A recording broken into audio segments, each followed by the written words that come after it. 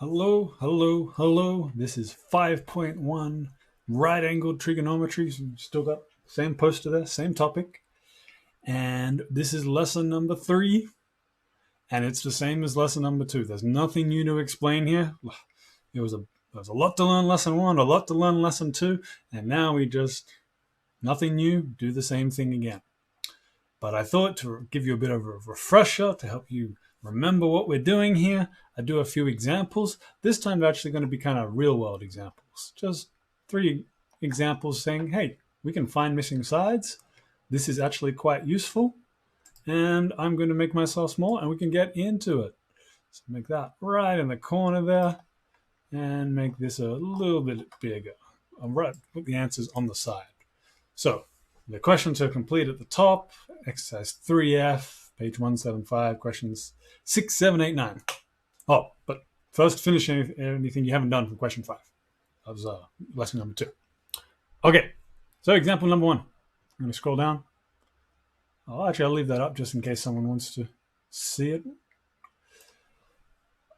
This question, we want to find the height of this building. So in the real world, you're at this building and you're wondering, how high is that?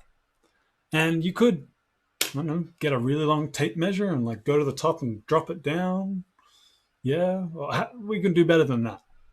What we can do is you can go from the bottom of the building, right at the base, walk out any distance, whatever distance you want, say 50 meters out.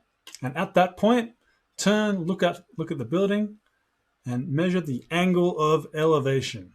So from, maybe you like get right down on the ground and look up. What's the angle that lets you see the top of the building? And they've measured it to be exactly 60 degrees. So 50 meters out from the bottom, 60 degrees upwards, we can work out the height. How do you measure the 50 meters, you ask? Trundle wheel. You remember those wheels? You walk, you push along and it clicks? Yeah, trundle wheels. All right. How are we going to do it? Trigonometry. Now we've got all our data. Step number 1 was to label our sides. So I'm going to go with orange. First one, hypotenuse is opposite the right angle. That's going to be a right angle here in this situation. They haven't given it to us, but we're assuming the building is upright. If the building Leaning Tower of Pisa is on an angle, we got an issue. But we're going to assume it's an upright vertical building, 90 degrees. So that's our hypotenuse. The other 2 sides are the adjacent and the opposite. Adjacent, where the angle is. So the adjacent right next to it. Opposite is on the other side. Up, and I'm just going to go up because it doesn't fit in. We've got our 3 sides. Now, we need to pick sine, cos, or tan. So I'm going to write the sine, cos, or tan. I'll write a little bit bigger for once. Oh, I wrote it this way. So, ka, toa. So, ka, toa. So, ka, toa. Let's write it this way. So, ka, toa. Now, what do we got? We've got the adjacent. And what do we want to know? We want to know how high the building is. I don't really care how far it is in a straight line from where I am to the top of the building. I don't know. Maybe you need that if you're like going to build a flying fox or something, just like you see in the movies, people go flying from one building to another. No, we don't care about that. We don't care about that hypotenuse. We care about the height. So opposite and adjacent, which one is it? It is most definitely O and A, tan. Maybe if you said, oh, it's the adjacent and the opposite, the A and the O, and you're like, I don't see an A and an O. We'll just flip around. O and the A. There it is. So we're going to write it out. Let's go with green for once. So this T stands for tan. 60 degrees is equal to opposite over the adjacent. Opposite. Phew. Just double checking there. Sometimes when you stop thinking, you make mistakes. So I just paused and thought for a moment. So tan is 60. What's our opposite? Hey, we don't know. Let's give it a name. So we can call it X. We can call it Y. I'm going to call it H because it's the height. So I'm going to give it a name here in blue. I'm going to call it H. And that's our height here. and that's our 50 meters. So opposite is h, and our adjacent is 50. Tan is 60. We'll just leave that there. This is the step now where we have to get the h by itself. The way we're going to do that is if the h is on the top, then all we got to do is times by 50. And that will get rid of that 50 there. That's our algebra trick. So we get 50 times tan 60 is equal to h. This is the step now where we need a calculator, because 50 times tan 60, well, 60 is one of, we call it it's an exact angle. You can work out exactly what that is. Oh, it's root 3 over 1. It's messy. But so we use our calculator. It doesn't give us a neat answer. 50 times tan 60, and that doesn't look right. So I'm just going to do this again. 50 tan 60 degrees. Oh no, 86 meters. I think for a moment, does that seem right? That this is higher than it is long on the bottom? Yep, that makes sense. All right, it was right. So good to be careful. So we got 86. I'll switch it over here. So switching left and right sides, you can do at any moment. Doesn't make a difference.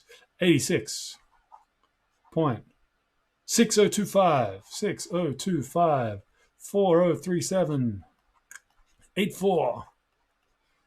And to the nearest meter, let's say, would be 87 meters. But we can go as precise as you want. So we can find the height of a building. Height, 87 meters, just by knowing the distance on the bottom and knowing the angle. We'll go into the next one. It's exactly the same, so I'll go a bit quicker to show you what it looks like once you know what you're doing. You go, firstly, I will label the sides. You can even skip that step if you want, but I wouldn't recommend it. That adjacent, h is the opposite. Hypotenuse over there, we don't even know. We don't know, we don't care. So then we say, which one is it? SOHCAHTOA. Again, this is a step you could skip, because in your head you go opposite and adjacent, tan. I know that one. So I go tan 40 equals opposite over adjacent. From this point onwards, I wouldn't skip anything. Take your time. Opposite is our h. Adjacent is our 75 feet. Hey, previous question, did I include meters? Yes, I did. Good. 75 feet, tan 40. Times both sides by 75 to get the h by itself. 75 times tan 40 is equal to h. Calculator, 75 tan 40.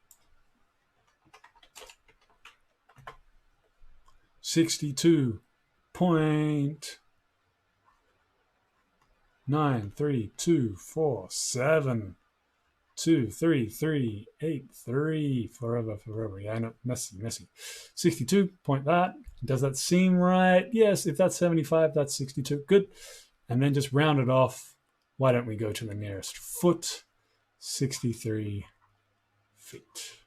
In a test, we never ask you to use feet or inches or anything like that. That's how you do it. It's a process. One more, airplane, different time, different is, it's going to be, trying to drag that down a bit, but it won't let me. Oh, that's right. There we go.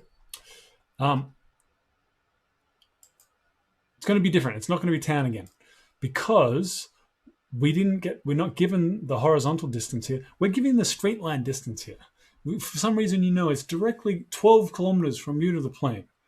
Maybe they're sending a signal to you. You know how fast the signal travels. You can work it out. Technology. Let's just go with what we've been given. That's a right angle. That's our hypotenuse. That's our adjacent. That's our height. We want to find out how high this plane is. Oh, that's our height. That's the opposite. Let's give it a name, h. Put that in blue. So now we've done that. So, ka, toa. What's it going to be? So, ka, toa. We care about the opposite. We know the hypotenuse, O and the H. Sine. So, sine of 50 degrees is equal to opposite over hypotenuse. Substitute. The opposite is H. The hypotenuse is 12 kilometers. Sine of 50 there. Times both sides by 12 to get the H by itself. That's our goal in equations. Get the pronumeral by itself. 12 sine 50 is equal to 9.19253331743. And we could, to the nearest kilometer, it's 9 kilometers. Let's go to 3 decimal places because that's the nearest meter. 9.193 kilometers, 3dp, which is 9193 meters. So using trigonometry, we can find the heights of things. I want to give you a little bit of a preview. What's coming next is we are not going to have every single time this pronumeral always on top. It doesn't have to be there. It can instead be on the bottom, the denominator. That's next lesson. So it's basically the same process, but with a little bit of the algebra. And I'll show it to you now for those who are interested. If I had, for example, sine of 10 degrees equals x. Oh, no. 5 on x. It's going to take 2 steps. Step number 1 is, oh, you don't want that help. Just trying to change color here. Times by x. We times by what's on the bottom. So this example here, we times by 12. Here we times by x. And we'll get x times sine 10 is equal to 5. So he did that same step, but that didn't give us x by itself. To get x by itself, we need one more step. We need to divide by sine 10.